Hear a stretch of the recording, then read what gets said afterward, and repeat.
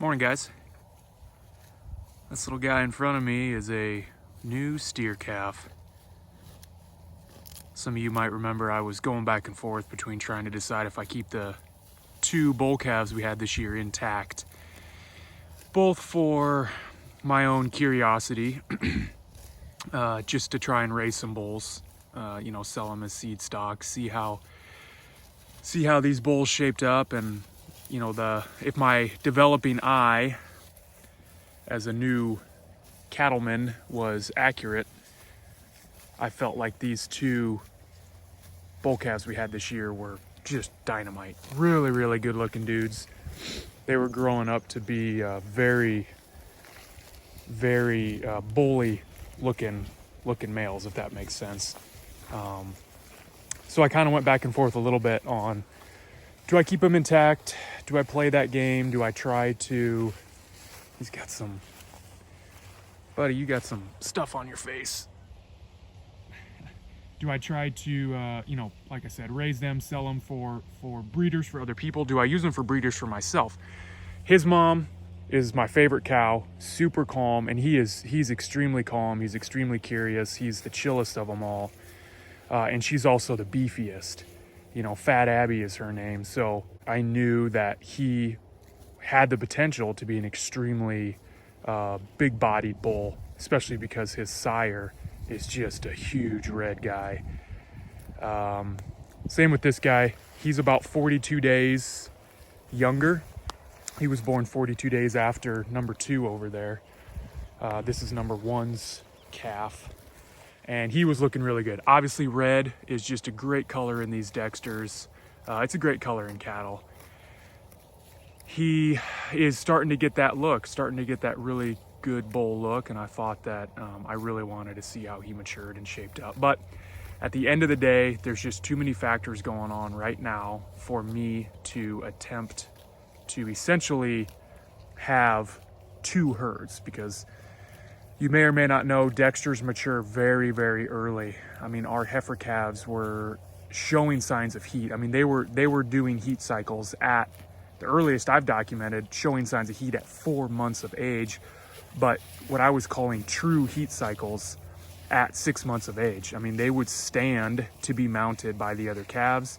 They were trying to mount some of the more mature cows, very regular, every 20, 21 days.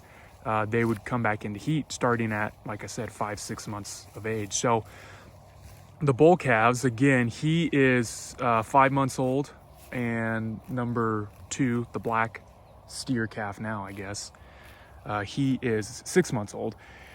They were starting to mount last year's heifer calf, who we did not breed this year. Again, we wait till they're 24 months of age or older to try and breed.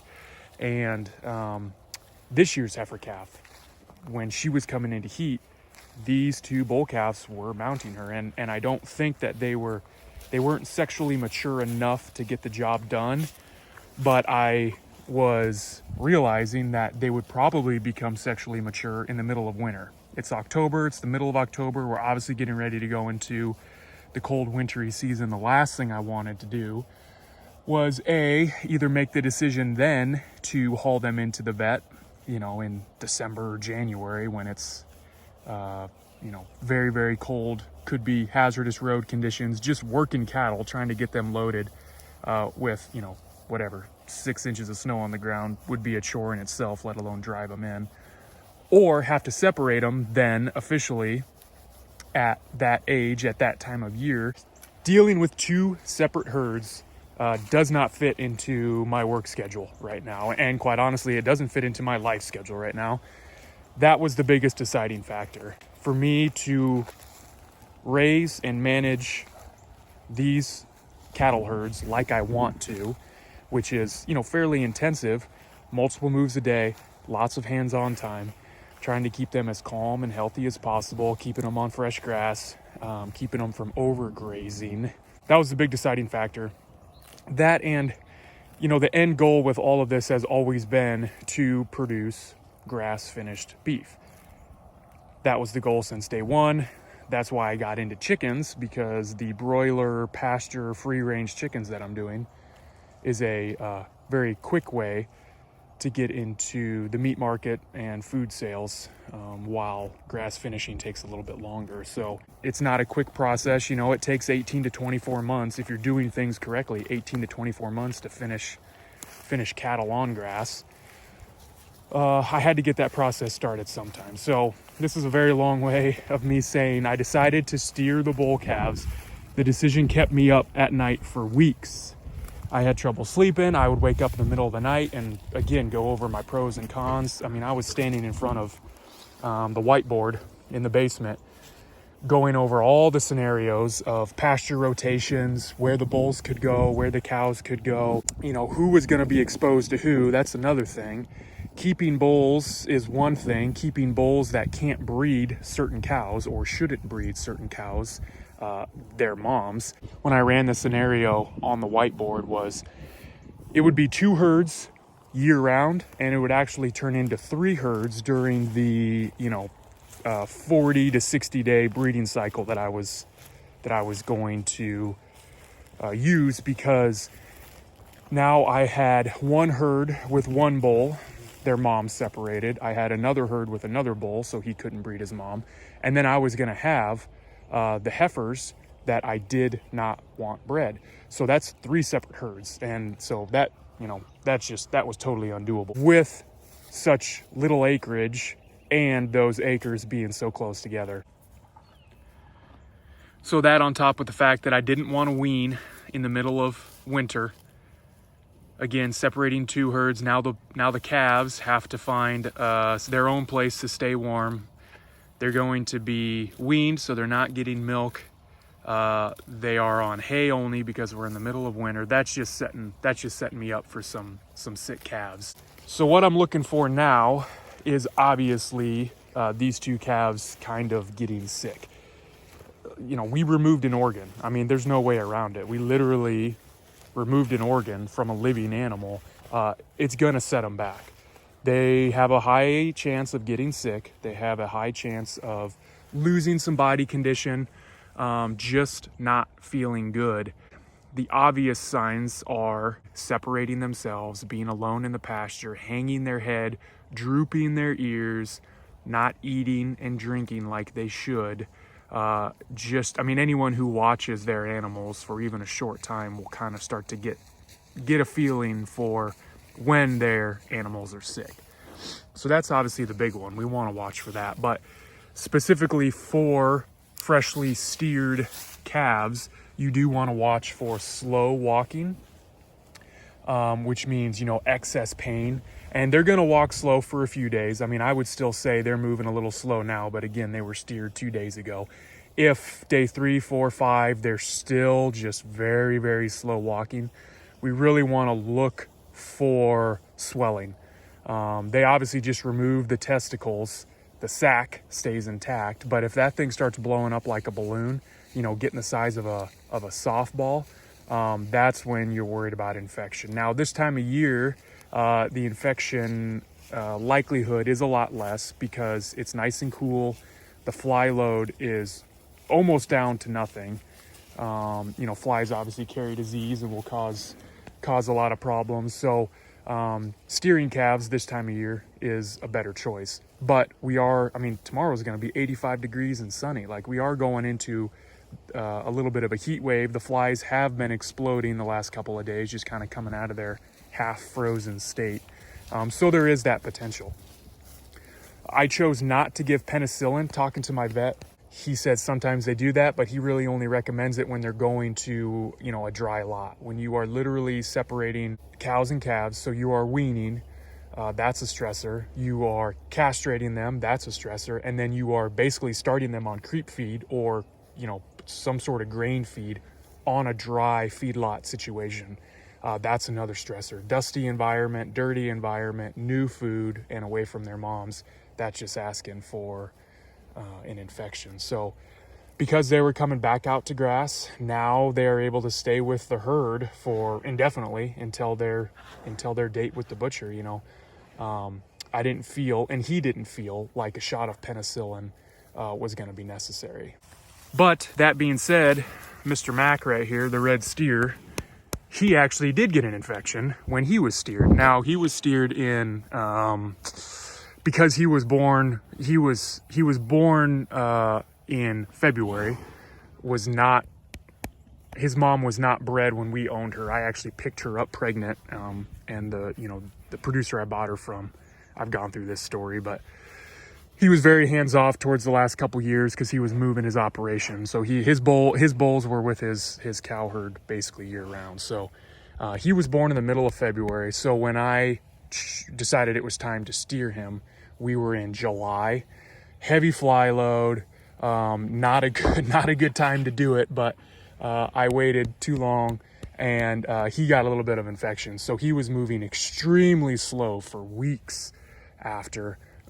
He blew up. You could tell like he had trouble laying down. He was not feeling good. So he actually had to go in. He had to get the sac cleaned out a little bit more from the infection in there to allow it to drain. And then he got some antibiotics. So obviously I've had bad experiences with castrating bull calves, but that's, very rare according to the vet, as long as you can keep them in a healthy environment. One of the options we did talk about was banding calves. There is no doubt the scientific evidence, and the vet confirmed this, and if you take the time to do any sort of reading, you will find that some of it does contradict itself, but the majority of the evidence out there shows that your calves will put on more weight the longer that they basically keep their testicle, which makes sense. The extra testosterone helps pack on a bunch of weight. They both come with their pros and cons. You can have issues with banding as well. But the younger the animal, the less likely that they are going to have problems when it comes time to castrate them. The other thing I've been looking for a lot too, and I just kind of missed it on this guy. Standing very almost like a show animal. Very, front legs and back legs are spread wide, buddy. Front legs and back legs are spread very wide apart. They're kind of arching their back, just trying, almost like they're stretching, giving a good stretch. He was doing that a lot the day after the castration, and I've caught him a few times today doing it. That would be a sign as well that he's in pain, right? He's trying to stretch himself out. He's just uncomfortable. He should not be doing that 3, 4, 5 days out. That should all be done. So that's something I'm looking for as well. So anyway, that starts the official countdown for these boys. Like I said, at 18 to 24 months, which tentatively right now puts me at basically the end of summer, their second year. So they will have this animal, I swear.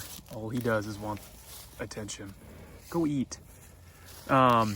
This puts them at, we've got next summer of 2023, and so the end of summer 2024 is when we are looking at their one bad day, the one bad day of their life. I hate to do it, but like I said, that's been the plan since day one, and that's just what is gonna have to happen. So we are officially on fall stockpile. You guys saw in the beginning of this video, the grass is looking really good, and it's not this good everywhere. I wish I could tell you that my management is such that my fall pasture is as gorgeous as all of my fall pasture is as gorgeous as this is, but that's not the case. We actually it was a very bad ragweed year, and a lot of that ragweed, because I didn't mow, a lot of that ragweed now has dried and is very stemmy, and it's kind of overtaking a lot of the grass in especially this back pasture here. Just because it's fall stockpiled doesn't mean I want to take it all right now. They're still just kind of taking the top half of the plants. This is not going to fully recover before this pasture goes dormant. After we go dormant, then if we still don't have snow on the ground and there might be some green stuff left in here, one thing I can do then is kind of flash graze the cows back through here real quick. Just get a few more days where I don't have to feed hay. But again, the goal, you don't want to take it down below 4 inches going into winter, because even if the grass is dormant, when you graze it to 4 inches, you still want some ground cover over winter. You want some root mass, you want some canopy mass. So come spring, it will green up very quickly. It'll be able to start collecting some of that solar energy and grow. And, you know, the 4-inch residual does help keep the ground warmer and trap some snow. So good snow melt, again, for some good moisture come spring. So that's all I got. If anyone has any questions, comments, sarcastic remarks, let me know. Stay tuned for another little update video on the expansion of the ranch, and then probably once I move the cows to the back pasture, I'll show you how embarrassing it is back there with the stemmy, over-mature, disgusting conditions they're gonna have to graze through, but learning every year. All right, guys, we'll talk to you later.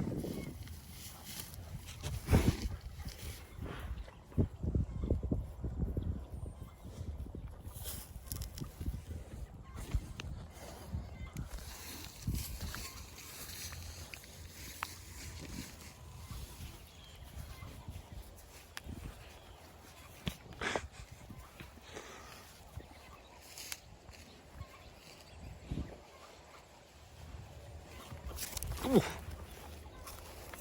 What a dick.